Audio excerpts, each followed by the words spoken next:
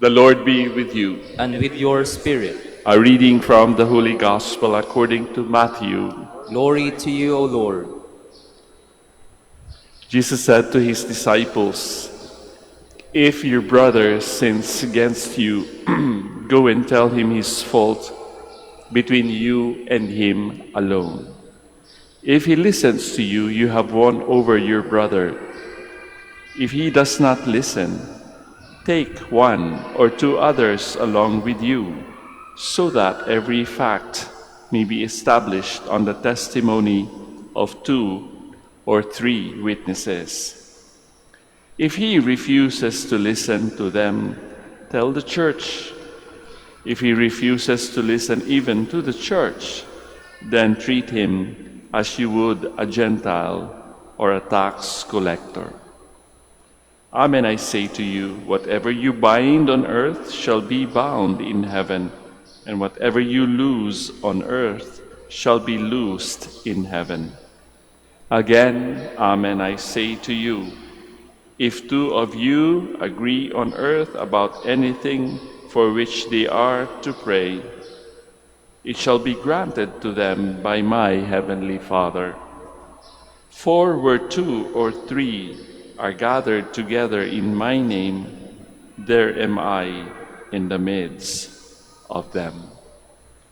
Dear friends, sisters, and brothers, the Gospel of the Lord. Praise to you, Lord Jesus Christ. Please be seated.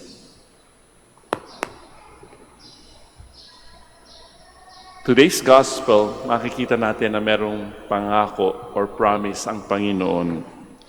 For where two or three are gathered together in my name, there am I in the midst of them. Dami natin, hindi lang tayo dalawa, hindi lang tayo tatlo. Maaring meron tayong 100 dito or a little bit less. But the fact is, we are here offering the Holy Eucharist, listening to God's Word. So, yung minimum requirement of being two or three, in other words, na andito ang Panginoon sa ating piling, in our midst. Therefore, alam na natin kung anong pwedeng mangyari.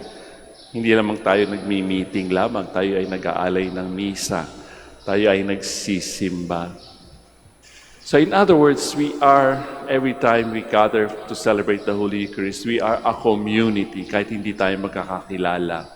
Pero kapag isang community, sabi nga ng isang manunulat kapag daw kayo nakakita ng isang perfect according to your standards, isang perfect community, join that community. Kaso, the moment you join that community, it's no longer perfect. Why? Because we are not perfect. It is a universal phenomenon, I think, na akala natin there is an ideal community. No. We are all limited individuals or human beings, and that is the reason why sometimes we cannot avoid conflict. Makikita natin yan. Mga makapangyarihang tao, for example, this Friday, magkakaroon ng dialogue si Putin at saka si Trump to resolve the conflict in Ukraine. Some are skeptical about it. Some say that is diplomacy at work. Kaya makikita rin natin sa ating Ebanghelyo, there are steps in correcting what we call fraternal correction sa ating buhay Kristiyano. Kapag daw merong conflict, which we cannot really avoid, may mga steps to do to resolve the conflict. Kausapin muna natin ng mag-isa kung sino man ang nagkakaroon ng problema o may pinagdadaan ng hindi malinaw. Kasi the moment that we are able to talk one-on-one, pwedeng magkaroon na ng resolution doon sa first step. Kung hindi, tumawag ka ng witnesses. So that you establish the facts, hindi lang chismis. Kung ayaw pa rin, you say it to the community, to the church. Here in the gospel, it says the church. Kung ayaw pa rin, then ititiwalag na, di ba? There are some churches who do that. Pero sa atin, I don't think umaabot na tayo dun sa level na yon. Sometimes we have to always be patient when we come to dialogue and talking to one another. Hindi natin isinasara, hinahabaan natin ng pasensya. At yan ang palagay ko ang sikreto kung bakit nagtatagal ang simbahan, ang ating community. Actually, hindi lamang simbahan ang isang community. Actually, the basic unit of the church is the family.